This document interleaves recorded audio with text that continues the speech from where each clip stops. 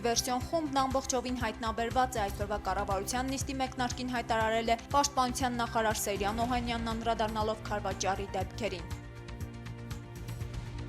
Իսկ ադրբեջանական դիվերսիոն խմբի անդամների մասին խոսելով նշել է, թե նրանք վարձկան հանցագործներ են եւ այդ հանցագործները պետք է պատժվեն Լեռնային Ղարաբաղի Հանրապետության օրենքներով։ Հակառակորդը երեկոյան կրակ է բացել Տավուշի մարզի Բերթավան ու Չինարի գյուղերի մոտակայքում տեղակայված հայկական հենակետերի ուղղությամբ։ Ըստ Չինարի գյուղապետի այս անգամ կրակահերթերը գյուղի ուղղությամբ չեն եղել։ Ինչպիսի վիճակում է մեր սահմանների պաշտպանությունը եւ ինչպես են մեկնաբանում Լեռնային Ղարաբաղի Հանրապետության գործադիր մարմնից վերջին շրջանի զարգացումները։ Այսօր Գեղարքունիքի մարզի Վարդենիսի տարածաշրջանի ավելի քան 7 տասնյակ ֆերմերներ բողոքի ակցիան իրականացրել կառավարության շենքի դիմաց։ Նրանք պահանջել են հանդիպում Հովիկ Աբրահամյանի հետ։ Սոցիալական կոնֆլիկտների առանցքում հենց սահմանադրական դեֆիցիտն է, սահմանադրական դատարանի նախագահ Գագիկ Հարությունյանի ընդդիմադիր առաքելությունը Շիրակի մարզում։ Հրապարակվեց ազատամարտիկ Վոլոդիա Ավետիսյանի գործով դատավճիռը, նա դատապարտվեց 6 տարվա ազատազրկման։ Կառավարության նիստում մինչ օրակարգային հարցերի քննարկումը վարչապետ Հովիկ Աբրահամյանն առաջարկեց, որպեսզի Պաշտպանության նախարար Սեյրան Օհանյանը զեկուցի վերջին օրերին Քարվաճարի տարածքում տեղի ունեցած իրադարձությունների մասին։ Սեյրան Օհանյանն իր խոսքի սկզբում նշեց, թե 1994 թվականի զինադատարի կնքումից հետո Ադրբեջանը պարբերաբար առաջին գծում լարվածություն է ստեղծում, իսկ այդ լարվածությունը վերջին տարիներին տեղափոխվել է նաև Հայաստանի հյուսիս-արևելյան շրջան, Տավուշի մարզ։ Միաժամանակ ըստ նախարարի միշտ եղել են տեղեկություններ Քարվաճարի տարածք դիվերսիոն հնարավոր ներթափանցման մասին։ Համագործակցելով նաև ներքին գործերի ազգային անվտանգության ծառայության հետ բանակի ստորաբաժանումները հայտնաբերել էին այդ հետքերը եւ հետքերի հետևից գնալով հայտնաբերել էին այդ խմբի մեկ անդամին հայտնաբերելուց հետո մենք համապատասխան միջոցառումներ ձեռնարկեցինք, հավելյալ անցակետեր, հավելյալ նաև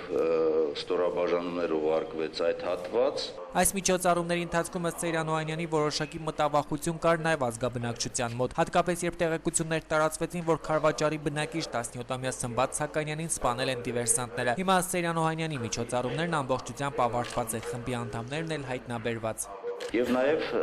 ազգաբնակչության շրջանակներում համապատասխան միջոցառումներ են իրականացնում, որպեսզի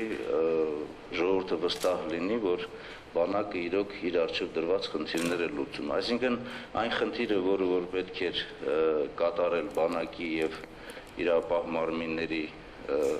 համագործակցության արդյունքում իրականացվել է։ Վերջում Պաշտպանության նախարարը հայտարարեց, որ բոլոր այս միջոցառումները միտված են, որպեսզի նմանատիպ դեպքերը հետագայում բացառվեն։ Հիշեցնենք, որ հունիսի 4-ին անհետ կորած 17-ամյա Սմբատ Սաքանյանի դին Լեռնային Ղարաբաղի Հանրապետության ոստիկանները հայտնաբերել էին գերեզմանոցի հարևանությամբ։ Շրջանառվող տեղեկությունների համաձայն երիտասարդին դաժանաբար սպանել են դիվերսանտները, նրանցից մեկի հոր գերեզմանի վրա։ Սույն տեղեկատվությունը պաշտոնապես դեռ չի հաստատվել։ Այսօր Հայաստանի Հանրապետության պաշտպանության նախարար Սեյրան Օհանյանը այցելել էր կենտրոնական հավաքակայան։ Տեղում հետևել էր զորակոչի ընթացքին, ծանոթացել վիճակահանությանը, որի միջոցով զինվորները տեղաբաշխվում են ըստ զորամասերի։ Սեյրան Օհանյանը խոստովանել է, որ ոլորտը միշտ էլ կոռուպցիոն ռիսկերով լի է եղել եւ այս բարեփոխումները միտված են դրանց նվազեցմանը։ Միևնույն ժամանակ նախարարը խոստովանել է, որ միշտ էլ գտնվում են պաշտոնատար անձինք, ովքեր փորձում են հին մեթոդներին վերադառնալ։ Մասնավորապես նախարարը նկատի ունի վերջին ձերբակալությունը զորակոչիկներին հիվանդությունների կեղծ ախտորոշումներով պարտադիր ժամկետային զինծառայությունից ազատելու եւ ապօրինի տարկետումներ տրամադրելու համար։ Հայտնաբերել ենք նախկինում 3 տարի տարկետում տված շուրջ 61 հոգի նորակոչիկների, որոնք որ անօրեն տարկետումներ են ստացել, դրա համար էլ պատասխանատվության պետք է ենթարկվեն։ Լրագրողների հետ զրույցում նախարարը պատասխանել է նաև այլ հարցերի, մասնավորապես համացանցում է հայտնվել հուլիսի 14-ին Քարվաճարում ձերբակալված Դիլհամ Գարդաշխոն Օղլու Ասքերովին արտաքնապես շատ նման անձի լուսանկար, զինվորական համազգեստով եւ Դրագունովի տիպուկահար հրացանով։ Լուսանկարը հրապարակած ադրբեջանական անունով օգտատերը թողել է սեփական հողում գերի ընկնել մեկնաբանությունը։ Հարկ է նշել, որ ադրբեջանական իշխանությունները հերկում են փաստը, որ ԼՂ տարածքներ թափանցած զինված ադրբեջանցի քաղաքացիները որևէ կերպ կապ ունեն ադրբեջանական բանակի հետ։ Հայաստանի Հանրապետության պաշտպանության նախարար Սեյրան Օհանյանից հարցրեցինք, թե լուսանկարը բավարար փաստ չէ ենթադրելու, որ ԼՂ տարածք ներթափանցած քաղաքացիները ոչ թե անասնագողեր են, ինչպես իրենք են իրենց ներկայացնում, այլ ադրբեջանական բանակի ներկայացուցիչներ։ Փաստերը բավականին շատ են, որ մենք կարող ենք ենթադրել, որ նրանք ձիվերսուն խմբի անդամներ են։ Առաջին հերթին նրանց պատրաստվածության մակարդակը այսօր շրջանառում են լուրեր, որ ձիվերսանտները պետք է երիտասարդ լինեն եւ այլն եւ այլն։ Ընդհակառակը այդպիսի գործողություններին միշտ ընդգրկում են հմուտ պատերազմ անցած եւ տարիքով անձնավորություններ, վարձկան հանցագործներ են եւ այդ հանցագործները պետք է պատժվեն Լեռնային Ղարաբաղի Հանրապետության օրենքներով, իհարկե հաշվի առնելով նաեւ միջազգային հանրության բոլոր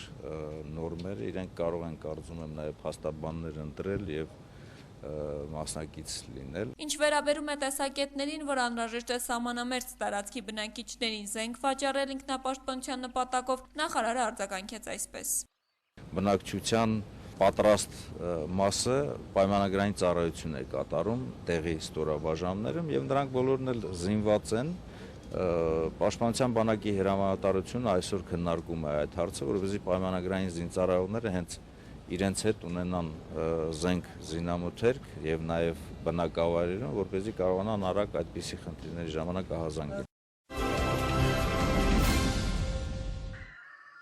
Հակառակորդը երեկ երեկոյան կրակ է բացել Տավուշի մարզի Բերթավան ու Չինարի գյուղերի մոտակայքում տեղակայված հայկական հենակետերի ուղղությամբ։ Ըստ Չինարի գյուղապետ Սամվել Սաղոյանի այս անգամ կրակահերթերը գյուղի ուղղությամբ չեն եղել։ Հենակետից հենակետ են կրակել, բայց կոնկրետ գյուղի վրա չի եղել 3 կրակոց։ Մեր սահմանները մանավանդ Չինարի անարիք են, մեր հենակետերում զինվորները լավ էլ ծառայում են, տեղը տեղին, դրա համար էլ մենք հանգիստ ենք։ Սամվել Սաղոյանն անդրադարձել է Քարվաճարի շրջանում օրերս տեղի ունեցած ադրբեջանական դիվերսիոն խմբի ներթափանցման փորձին ու հայկական կողմի իրականացրած վնասազերծման աշխատանքներին նշելով. Մենք այդ առումով շատ աչալուրջ ենք, բոլորս իրար ճանաչում ենք, 1200 հոգի ենք, եթե մարդ էլ է գալիս, հատ հարցնում ենք, թե ով է, ինչի է եկել, ինչ նպատակով, ցանկացած անծանոթ գյուղի բնակչության ուշադրության կենտրոնում է։ Գյուղապետն այն համոզմանն է, որ Տավուշի սահմանամերձ տարածքներում թշնամու վերջին օրերի ակտիվացումն ինչ-որ չափով պայմանավորված է Արցախում տեղի ունեցած դեպքերի հետ։ Ընդհանուր սահմանագլխում էլ արված վիճակը, մանավանդ Արցախում, ուզում են անընդհատ մեր առօրյան խանգարեն, չթողեն հող մշակենք, բարոյապես հուսալքվենք, բայց դա չի հաջողվում իրենց։ Մի օր որ չեն կրակում անհանգստանում ենք, ասում ենք, ես ինչ եղավ մեր հարևաններին, կրակելն իրենց առօրյա կյանքի մի մասնիկն է դարձել։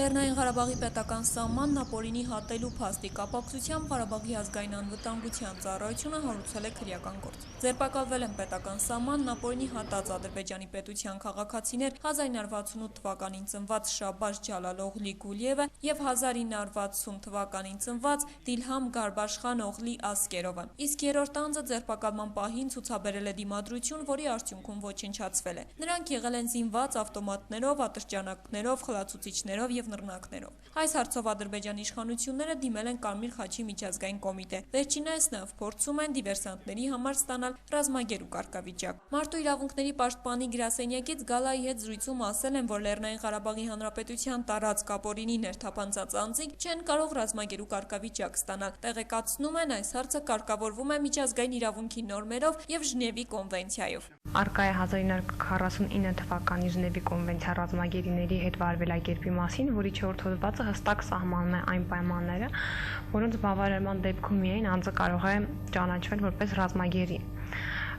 Ռազմագերի է հանդիսանում օրինակ կոնկրետ կատեգորիայի անձը, որը հայտնվել է հակառակորդ կողմի իշխանության տակ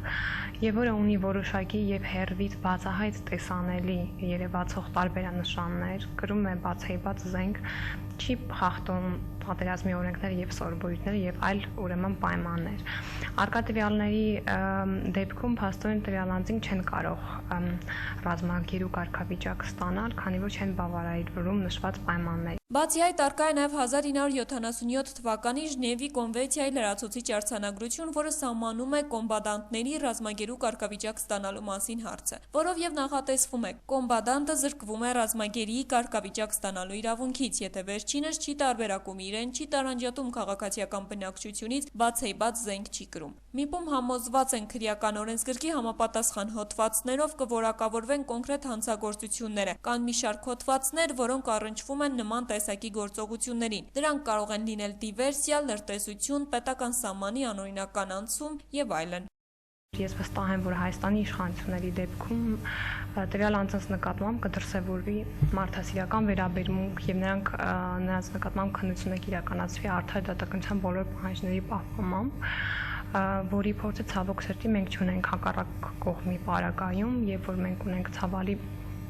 հոստանգումների փորձեր Ադրբեջանի իշխանությունների ուրեմն դեպքում ունենք նաև Գուրգեն Մարգարյանի ցավալի փորձը եւ որ նման տեսակի հանցագործությունը ամենաբարձր իշխանության մակարդակներում խրախուսվել եւ հովանավորվել է ընդհանուր մինչեւ օմբուդսմենի ինստիտուտի կողմից, որը որ մարդու իրավունքների պաշտպանության եւ խթանմանն է կոչված տվյալ երկրում, այս առումով ես վստահ եմ, որ նման տեսակի դրսևորումներ Հայաստանի բարակայում մեր պրակտիկայից ելնելով չեն լինելու տվյալ անձանց նկատմամբ։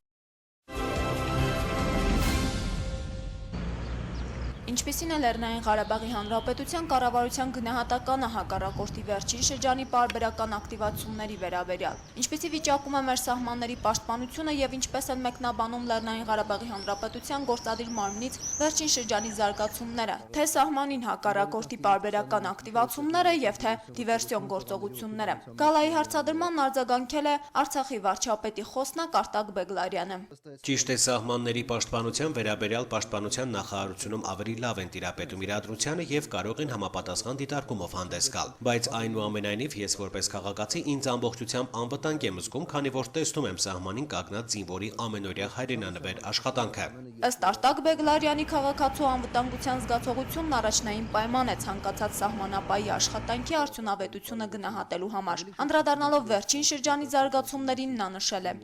Ցավալի է, որ հակառակորդը նմանատիպ արկածախնդիր քայլերի է դիմում, ինչն օպերատիվ ու համաժեք պատասխան ստացավ մեր բանակի կողմից։ Եվս մեկ անգամ ցուցադրվեց հակառակորդի ահաբեկչական մեթոդների էությունը, որտեղ խաղաղ բնակչության նկատմամբ ոտնձգություններն իրենց անբաժան տեղն ունեն։ Անվիճելի փաստ է, որ հայկական բանակը վերահսկում է իրադրությունը, վառ ապացույցը մեր կողմից հարկադրված արկա հարաբերական խաղաղությունն է։ Բողոքի ակցիա կառավարության շենքի դիմաց այսօր Գեղարքունիքի մարզի Վարդենիսի շրջանի ավելի քան 7 տասնյակ ֆերմերներ բողոքի ակցիան իրականացրել գործադրի շենքի դիմաց։ Հողօգտագործողների դժգոհության պատճառը 2011 թվականին կառավարության կողմից հատկացված ցորենի սերմացուն է եղել։ Հավաքվածները հայտնել են, որ կառավարությունը իրենց տրամադրել էր սերմացուն 1-ին 2-ը վերադարձնելու պայմանով։ Հիմա սակայն հայտարարում են սերմացուն ծլունակ չի եղել։ Բնավ կլիմայական պայմաններից ելնելով չի աճել, նաև սերմացու չէր, կուտ էր։ Խապել են սերմն տվել են, հիմա էլ պետք է հետ վերադարձնեն մեր այդ կալանքներ։ Բոլոր տներ բանկի տակ, վեկալել են կալանքի, որ կարանք բանկն փող գցենք, ոչ կարանք վեկալենք, ոչ մի գործար չենք կարող անենք։ Դժգոհ ֆերմերները ցանկանում էին հանդիպել վարչապետ Հովիկ Աբրահամյանի հետ, սակայն կառավարության շենքից դուրս եկավ կառույցի աշխատակազմի դիմում բողոքների ընդունման բաժնի պետ Ալեքսանդր Ղազարյանը։ Կառավարության չինովնիկին ֆերմերները ցույց տվեցին բոլոր փաստաթղթերը։ Վարդենիսի տարածաշրջանում 76 առում ունենք, սարոյական պետք է իրանք են տվել։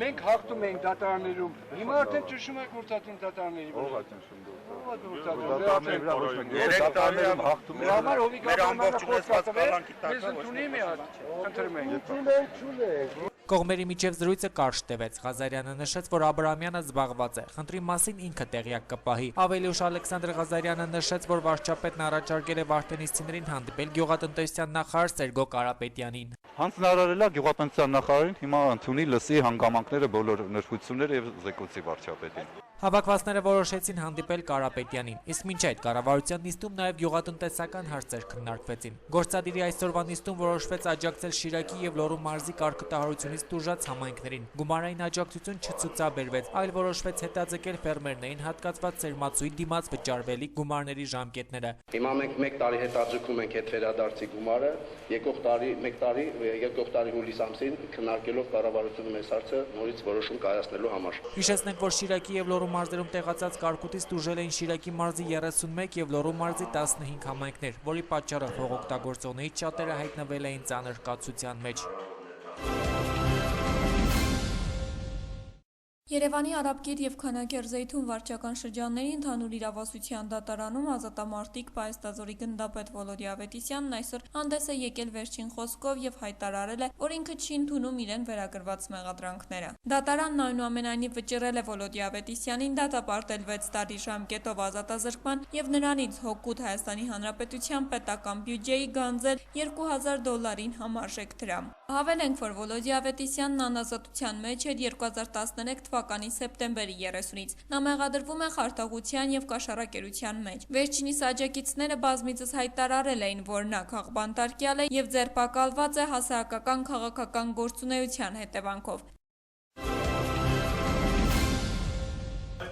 Սահմանադրական դատարանի նախագահ Գագիկ Հարությունյանը և Հայաստանի Հանրապետության ազգային ժողովի աշխատակազմի ղեկավար արդարադատության նախկին նախարար Հրայր Թովմասյանը այսօր Շիրակի մարզպետարանի դահլիճում ներկայացրեցին Հայաստանի Հանրապետության սահմանադրական փոփոխությունների անհրաժեշտության վերաբերյալ իրենց տեսակետները։ Ներկային հիմնականում Շիրակի մարզպետարանի վարչությունների պետերը, համայնքների մի քանի ղեկավարներ, իսկ գերակշռող մասը դահլիճում Հայաստանի Հանրապետական կուսակցությունից են և մարզի բժիշկները։ Սոցիալական կոնֆլիկտների առանցքում այսօր մասնագիտական գնահատմամբ դա սահմանադրականության դեֆիցիտն է։ Սահմանադրականության դեֆիցիտ, որը ունի ծագման տարբեր պատճառներ, բայց առաջացնում է հասարակական զարգացումներում այնպիսի խեղաթյուրումներ, որոնք դրսևորվում են արդեն տարաբնույթ ձևով։ Կոռուպցիա, տարաբնույթ հնչակցության դրսևորումներ, իշխանության իրավունքների բացարձակեցում և դրա սանձազերծված դրսևորումներ։ Հատկանշական է նաև, որ Գագիկ Հարությունյանի խոսքը այսօր Շիրակի մարզպետարանի դահլիճում շատերի զարմանքը հարուցեց։ Մարզպետարանի փոքր ու միջին տրամաչափի պաշտոնյաները անգամ կամաց փսփսում էին, թե Գագիկ Հարությունյանը այսօր ավելի գրագետ է քննադատում իշխանություններին, քան թեկուզ ընդդիմադիր գործիչները։ Հայաստանի Հանրապետության սահմանադրությունը մարդակենտրոն չէ։ Մարդը հայկական իրականության մեջ ոչ թե սուբյեկտ է, այլ օբյեկտ։ Կիսանախագահական համակարգը իրեն չի արդարացնում, ամեն ինչ կախված է մեկ հոգուց, մեկ ձեռքում է։ Եվ եթե չենք ուզում, որ արյուն թափվի, սահմանադրական փոփոխություն է անհրաժեշտ։ Սա էր Գագիկ Հարությունյանի խոսքի տրամաբանությունը։ Վրաստաններ, Ուկրաինան, Qırğızstանը և Հայաստանը, որոնք սահմանադրորեն պահպանեցին նախագահի ընտրական այդ համակարգը, այս 4-ից 3-ում տեղի ունեցավ գունավոր հեղափոխություն։ Վրաստանում, Ուկրաինայում և Qırğızstանում։ Հայաստանը շարունակեց մնալ սահմանադրական նույն կարգի շրջանակներում, չնայած մեզ նույնպես չհաջողվեց պետական զարգացումները տանել այն ճանապարհով, որ հայ արյուն չթափի։ Տեղի ունեցավ մարտի 1-ը եւ դա նույնպես սոցիալական որոշակի արդեն կուտակված կոնֆլիկտների տարաբնույթ դրսևորում է։ Ըստ Գագիկ Հարությունյանի ընդդիմադիր գնահատականների, մարդկանց իրենց իրավունքների պաշտպանության համար ավելի շատ ոչ թե փորձում են ներպետական ինստիտուտները վերափոխել, այլ մեջբերում է մատներս տնկում ենք դեպի Ստրասբուրգ, թե գնացեք եւ այնտեղ ձեր իրավունքները պաշտպանել։ Խոսքի վերջում, երբ անդրադարձավ սեփականության իրավունքին, իմիջիայլոց ակնարկեց կൂട്ടակայինի մասով իր ղեկավարությամբ կայացրած որոշումից հետո շատերը նեղացվածության պոզա են ընդունել։ Արդարադատության նախկին նախարարն էլ ասաց, թե կիսանախագահական համակարգը չի արդարացնում իրեն, իշխանության բաժանում կա, բայց ոչ հստակ։ Մենք 95 թվականին, ասենք, ունեինք 10 հատ ձու եւ 10 ձուն մեկ զամբյուղի մեջ էր եւ դա նախագահի ձեռքում էր։ Մենք հիմա ինչ ենք արել։ Մենք 2005 թվականից հետո այդ 10 ձուն առանձնացրել ենք 3 զամբյուղի մեջ, բայց այդ 3 զամբյուղի նորից տվել ենք մեկ անձի ձեռքում, որը անձ է, որը ունի քաղաքական նախագահ է եւ ունի քաղաքական մեծամասնություն պարլամենտում։ Հրայր Թովմասյանն էլ խոսքի մեջ մեկ այլ ակնարկ արեց։ Կրթություն, գիտություն, տնտեսություն իրականում կապ չունի այս ոլորտների հետ նախագահը, բայց կապ ունի։ Դուրս է գալիս, որ լավն է իրենց շնորհքն է։ Վատն է ամեն ինչ բարդում են մեկ մարդու գլխին, տվյալ դեպքում վարչապետի եւ փորձում ազատվել նրանից։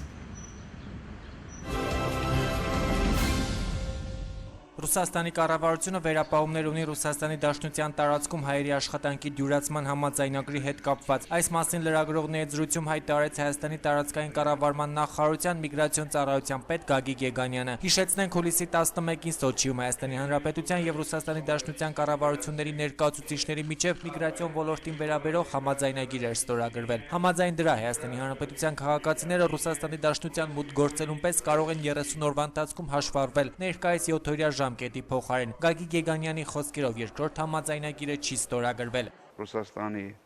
աշխատանքի նախարարության կողմից կար որոշակի վերապահումներ, որոնք ըստ էության սկզբունքային չեն, եւ քննարկման արդյունքում Ռուսաստանի Դաշնության կառավարության նախագահը խոստացավ, որ ինքը այդ խնդիրները, այդ հարցը կարգավորի։ Գագիկ Եգանյանի խոսքերով Սոչիում Հայաստանի եւ Ռուսաստանի վարչապետների հանդիպման ժամանակ համաձայնագրի հետ կապված հարցը քննարկվել է եւ հայտարարվել է, որ հայկական կողմն արդեն ներպետական ընթացակարգերն ավարտել է եւ պատրաստ է ստորագրելու։ Ռուսական կողմը սակայն ասել է, որ դեռևս պատրաստ չէ ստորագրման։ Այդ համաձայնագրով նախատեսվում է, որ աշխատանքային պայմանագրի գործողության ժամկետում ոչ միայն աշխատանքային միգրանտը, այլ նաև նրա ընտանիքի անդամները համարվում են օրինական գտնվողներ Ռուսաստանի Դաշնության տարածքում։ Հայաստանի տարածքային կառավարման նախարարության միգրացիոն ծառայության պետը լիահույս է, որ երկրորդ համաձայնագիրը առաջիկայում եւս կստորագրվի։ Գագիկ Եգանյանը սակայն կարծում է, որ այս համաձայնագրերը Հայաստանից արտագաղթի ծավալները չեն մեծացնի։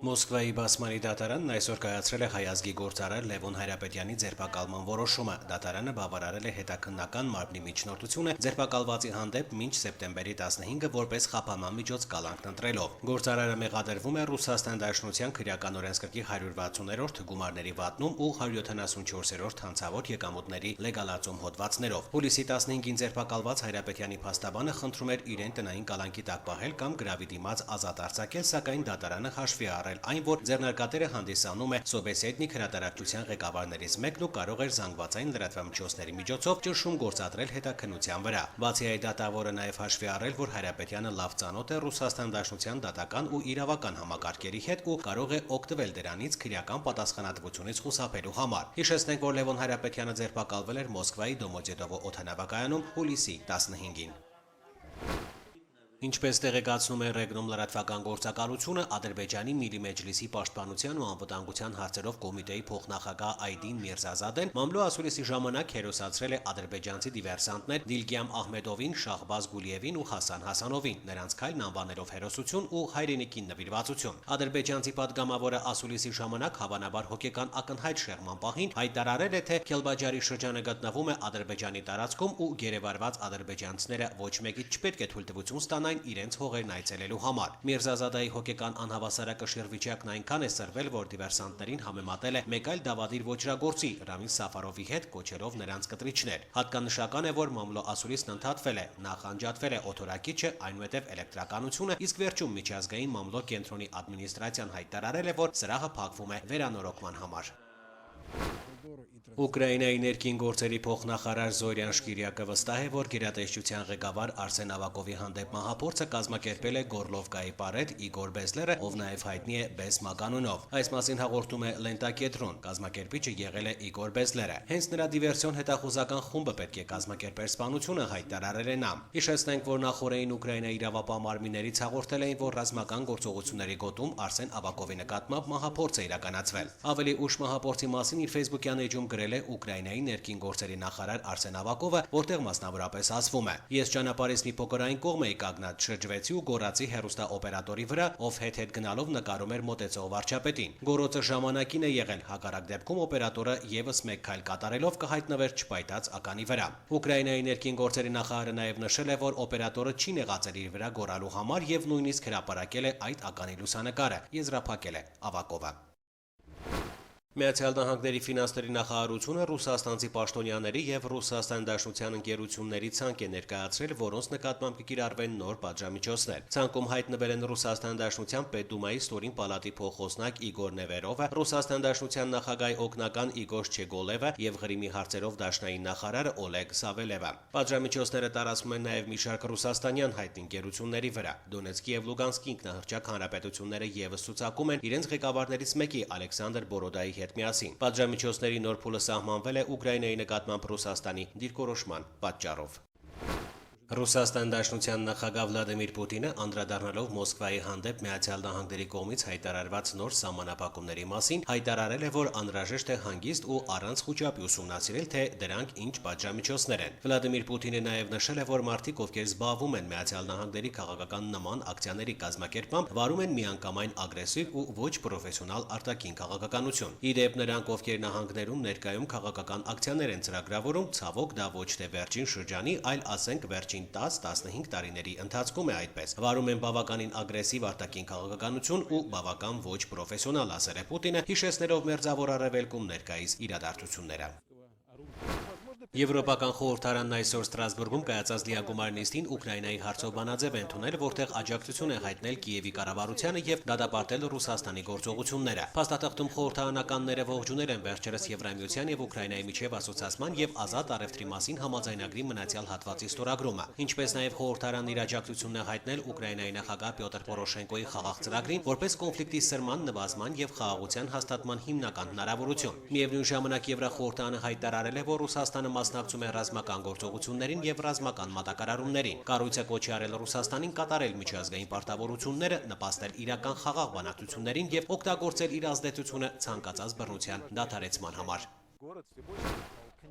Իսրայելի կողմից Գազայի հատվածում ռմբակոծման ժամանակ 6 մարդ է զոհվել, այդ թվում 2 երեխա, այս մասին հաղորդում են տեղի լրատվամիջոցները։ Իսկ նախկինում հաղորդվել էր, որ Իսրայելի հրետանային ռմբակոծության արդյունքում 16 մարդ է զոհվել, 10 վիրավորվել։ Հուլիսի 8-ին Իսրայելի պաշտպանության բանակը հայտարարել էր զինյալների Համաս խմբավորման դեմ անպատժելի ժայռ օպերացիայի անցկացման մասին։